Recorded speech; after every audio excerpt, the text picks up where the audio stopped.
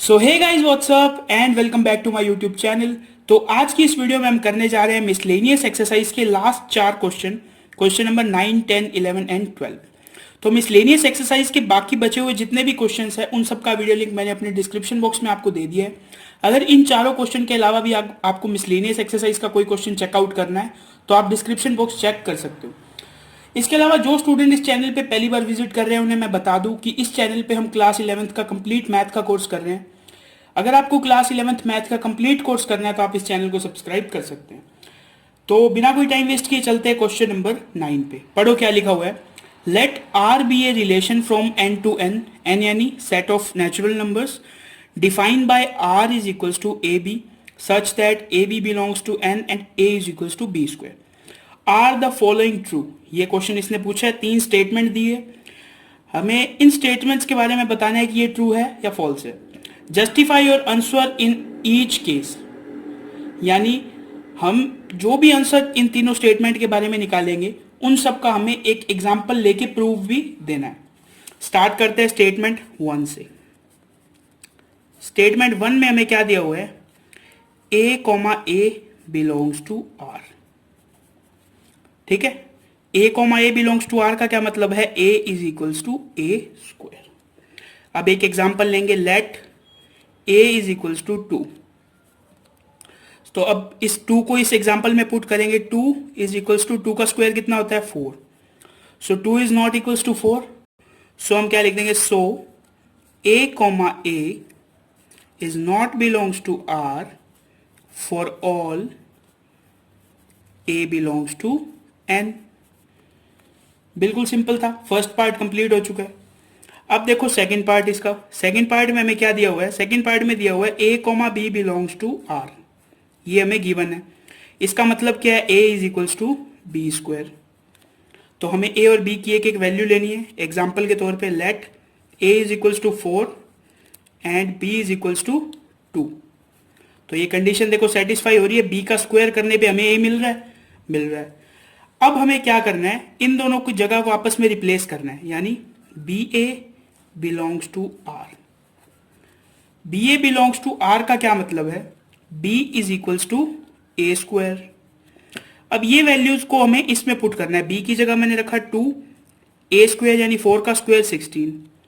So 2 is not equals to 16, तो हम last में क्या लिख देंगे, A comma B belongs to R does not implies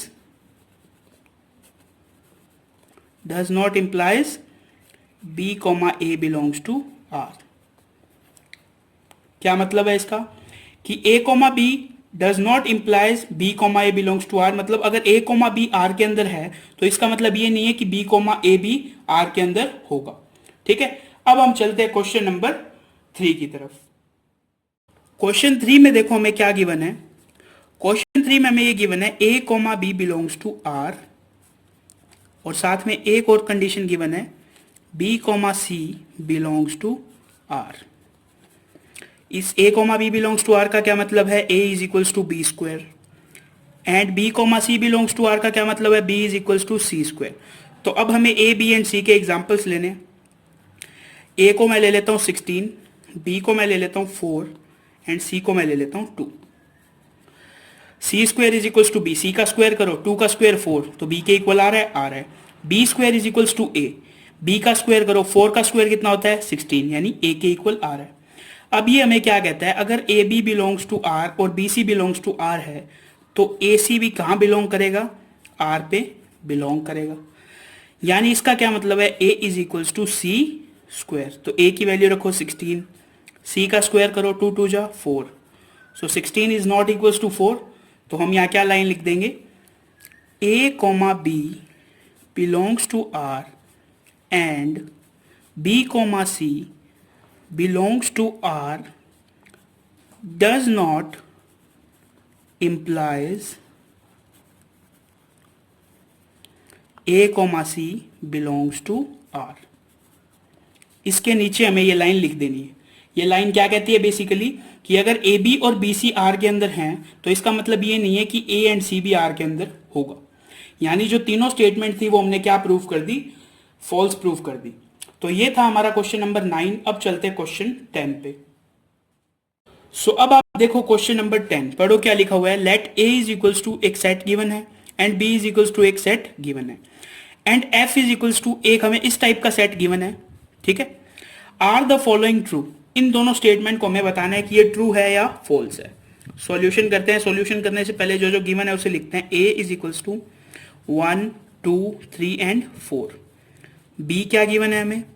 be given है 1 5 9 11 15 16। और एफ क्या गिवन है हमें? एफ है 1 5 2 9 3 1 4 5 एंड 2 11।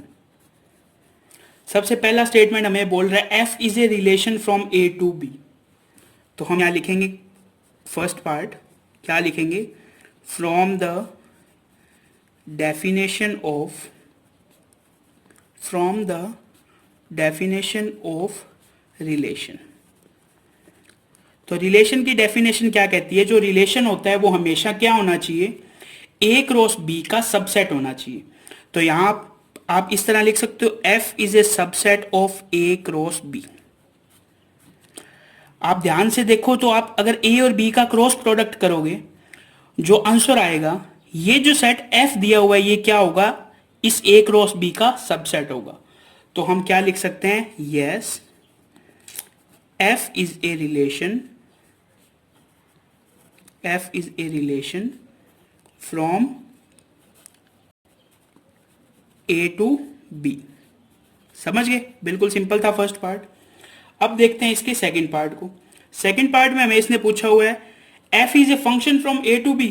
तो फंक्शन पता लगाने का क्या तरीका होता है? मैंने आपको बताया था, आपको बनाना होगा एक arrow diagram.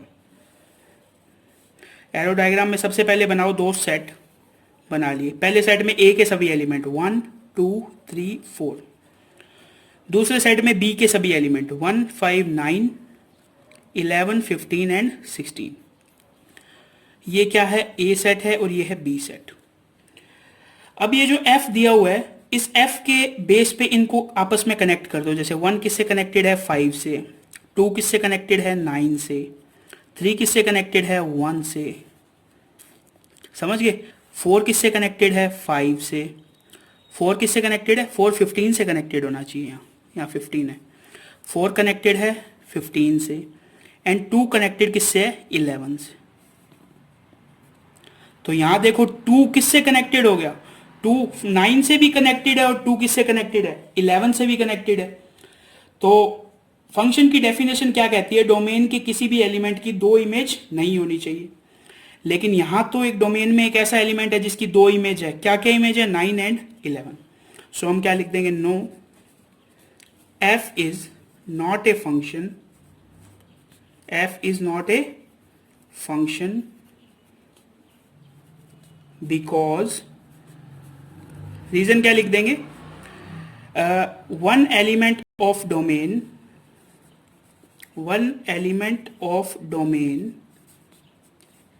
Has two images. ये इसका रीजन लिख के आंसर दे देंगे क्या? कि डोमेन के अंदर एक ऐसा एलिमेंट है जिसकी कितनी इमेज है? दो इमेज है, इसलिए ये एक फंक्शन नहीं है। ये हो गया हमारा क्वेश्चन नंबर 10। अब चलते हैं क्वेश्चन 11 की तरफ। सो अब आप देखो क्वेश्चन नंबर 11, पढ़ो क्या लिखा हुआ है। Let f be the subset of z cross z defined by a function f is equals to A b and a plus b where a comma b belongs to z। Is f is a function from z to z? Justify your answer.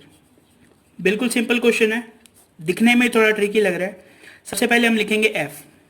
f हमें क्या दिया हुआ है? A b, a plus b, a comma B belongs to z। z आपको पता है क्या होता है? z होता है set of integers, set of integer. अब देखो, ये मैं इसको इस तरह लिख सकता हूं, x is equals to A b and y is equals to a plus b. समझ गए? अब मेरे को एक ऐसा एग्जांपल ढूंढना है कि x की सेम वैल्यू पे y की अलग अलग वैल्यू आ जाए। इससे क्या होगा? डोमेन के अंदर सभी क्या हैं, x हैं, को डोमेन में सभी क्या हैं, y है।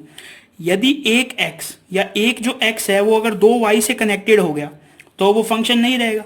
अब देखो, let a is equals to 2 and b is equals to 3, तो x की वैल्यू कितनी आ गई, 2 मल्टीप्लाई 3 इज इक्वल्स टू 6, तो y की वैल्यू कितनी आ गई, 2 प्लस 3 इज इक्वल्स टू 5। समझ गए।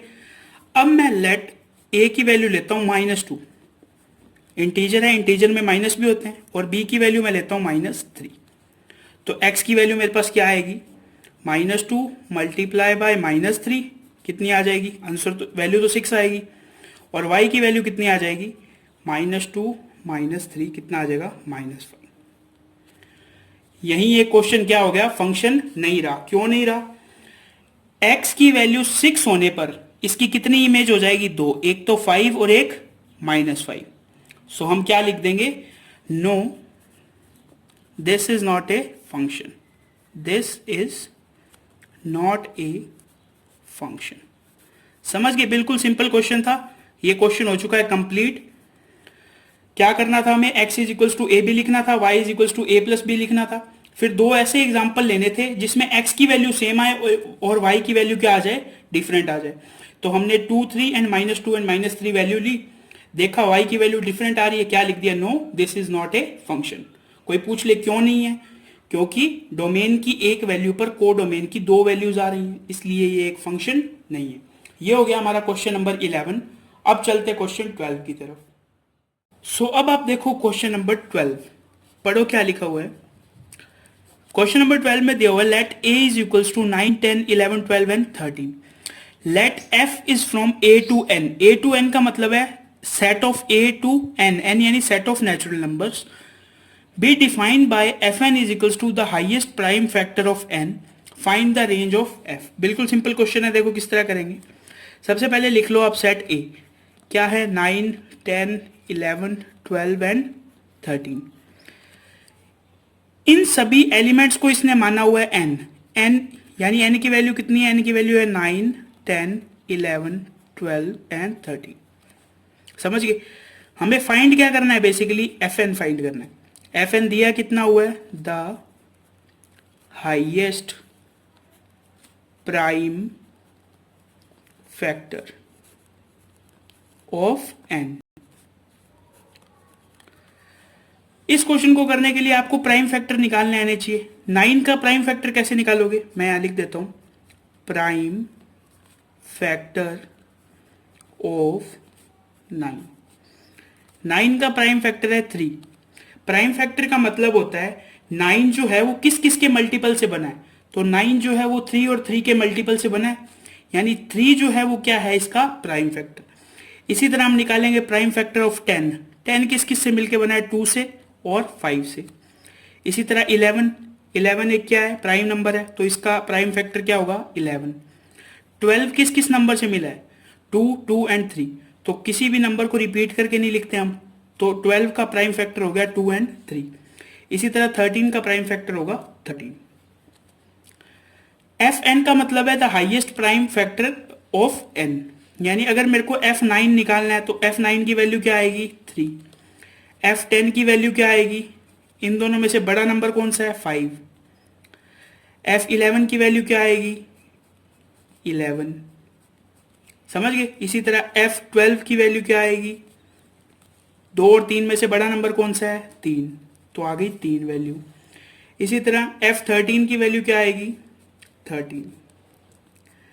ये जो नंबर मेरे पास आए हैं 3 5 11 3 एंड 13, यही बेसिकली क्या है, इस क्वेश्चन में फंक्शन की रेंज है। तो हम रेंज में लिख देंगे 3 5 11 एंड 13। ये देखो 3 इसमें 2 बार है, मैंने आपको बताया था सेट के अंदर कोई भी एलिमेंट रिपीट नहीं करते, तो इस क्वेश्चन का रेंज कितना आ जाएगा, 3 5 11 एंड 13। तो इसी क्वेश्चन के साथ अपनी चैप्टर 2 की मिसलेनियस एक्सरसाइज हो चुकी है कंप्लीट। इसे नेक्स्ट वीडियो में स्टार्ट करेंगे चैप्टर 3।